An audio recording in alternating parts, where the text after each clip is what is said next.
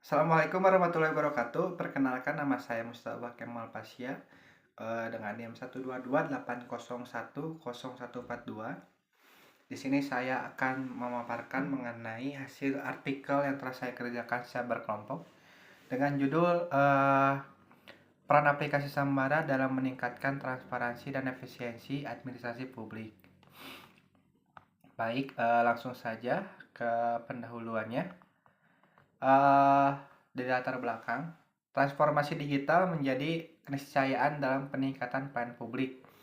Nah, pemerintah Indonesia juga secara aktif telah mendorong digitalisasi administrasi untuk menjawab tantangan revolusi industri 4.0.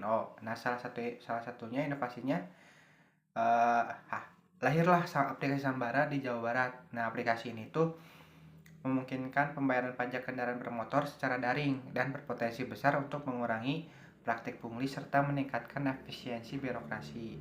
Nah, upaya adanya Sambara ini juga menjadi bagian dari reformasi tata kelola pemerintahan yang menuju sistem yang transparan, akuntabel dan modern.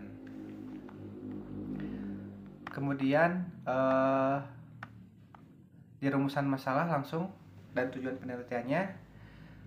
Penelitian ini bertujuan menganalisis secara kritis peran aplikasi Sambara dalam mendukung administrasi publik secara digital.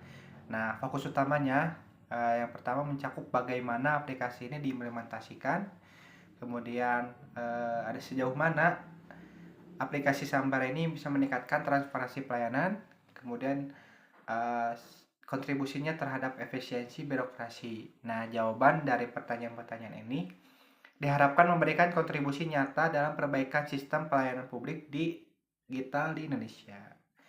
Kemudian ada manfaat penelitian. Nah, penelitian ini juga memberikan dua manfaat penting secara akademis, kemudian secara praktis. Jika secara akademis itu bisa memperkaya diskursus tentang e-government di negara berkembang, kemudian secara praktisnya eh, dapat menjadi referensi bagi pembuat kebijakan dalam merancang sistem pelayanan publik berbasis digital yang lebih inklusif, efisien, dan transparan. Kemudian ada tujuan penelitiannya yaitu menganalisis peran Sambara sebagai government, kemudian menilai kontribusinya dalam reformasi birokrasi di tingkat daerah. Kemudian ada tinjauan literatur. Nah, tinjauan literatur yang kajian teorinya yang pertama yaitu ada administrasi publik digital. Digitalisasi administrasi publik merupakan pergeseran dari sistem layanan manual menuju pemanfaatan teknologi informasi.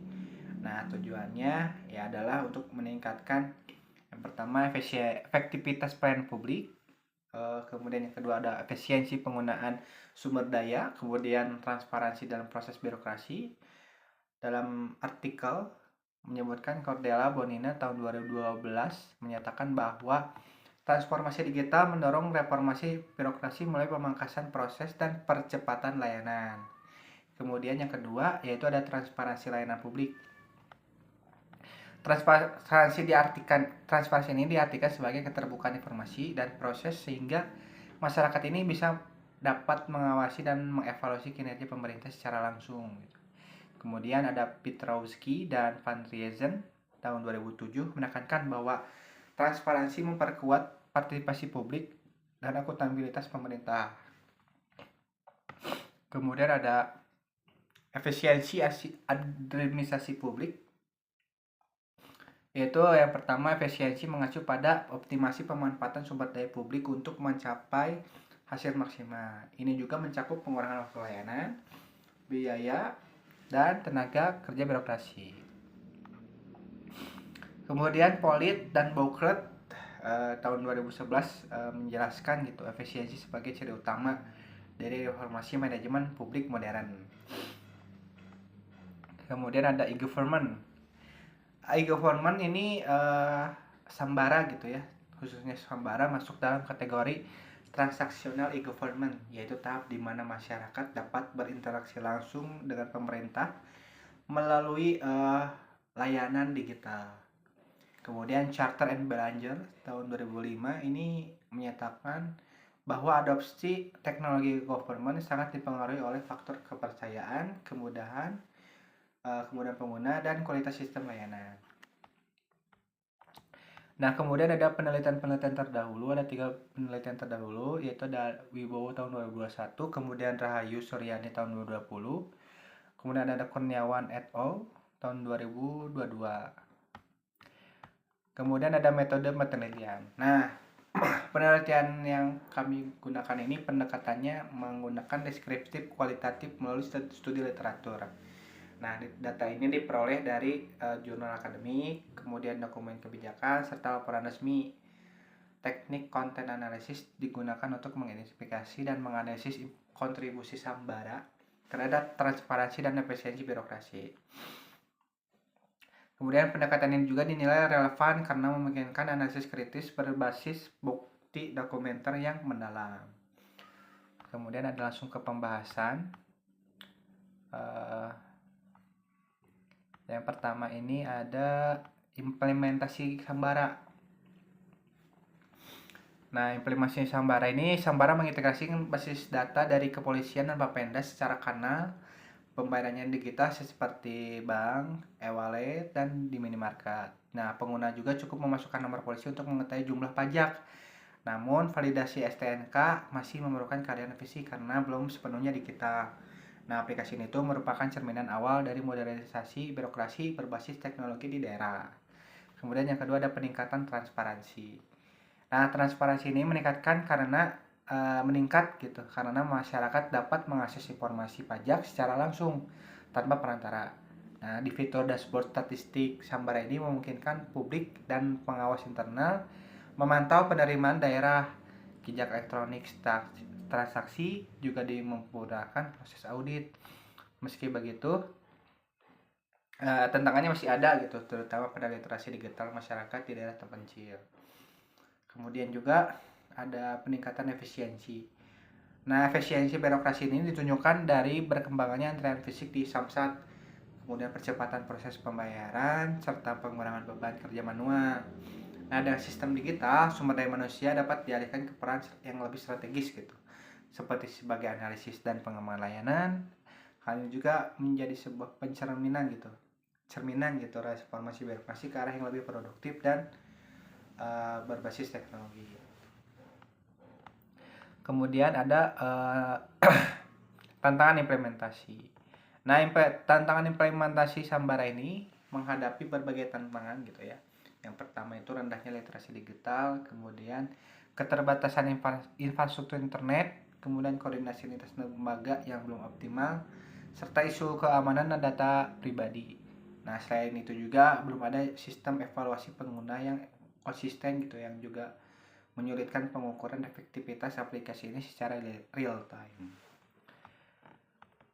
Kemudian ada rekomendasi pengembangan. Nah, mungkin ada rekomendasinya yaitu pengembang Sambara kedepannya perlu mencakup peningkatan sosialisasi di desa gitu. Kemudian penambahan fitur pengingat, verifikasi digital parsial, dan kolaborasi dengan akademisi untuk evaluasi dampak jangka panjang. Fitur dashboard analitik juga penting untuk mengambil keputusan berbasis data. Audit keamanan rutin akan memperkuat kepercayaan publik terhadap sistem. Gitu. Mungkin langsung saja ke kesimpulan. Nah, implementasi Sambara dalam administrasi publik digital di Jawa Barat telah meningkatkan transparansi dan efisiensi birokrasi dalam pembayaran pajak kendaraan bermotor. Sistem ini berhasil mengintegrasikan berbagai instansi dan kanal pembayaran, menyediakan akses real time bagi masyarakat, serta mencatat setiap transaksi secara elektronik untuk mendukung akuntabilitas. Efisiensi birokrasi terlihat dari berkurangnya antrian fisik dan optimasi SDM Samsat. Meski demikian, tantangan literasi digital, infrastruktur, koordinasi lintas lembaga, dan keamanan data diperlukan diatasi melalui sosialisasi terpadu. Kemudian peningkatan infrastruktur TIK, teknologi informasi komunikasi, kemudian digitalisasi proses yang verifikasinya yang lebih luas, serta audit keamanan yang secara berkala. Kemudian ada fitur-fitur tambahan seperti notifikasi jatuh tempo, dashboard analitik, dan integrasi layanan lain dapat meningkatkan nilai tambah aplikasi. Nah, evaluasi dan penelitian lanjutan akan membantu memastikan dampak jangka panjang positif bagi kepatuhan pajak dan perbaikan layanan publik. Dengan perbaikan berkelanjutan, Sambara dapat menjadi contoh best practice bagi provinsi lain uh, untuk menerapkan itu administrasi publik digital untuk sektor perpajakan maupun layanan publik lainnya. Mungkin cukup sekian yang bisa saya sampaikan. Mohon maaf bila banyak kekurangan. Uh, saya tutup dengan membaca alhamdulillah. Alhamdulillahirabbil alamin. Wassalamualaikum warahmatullahi wabarakatuh.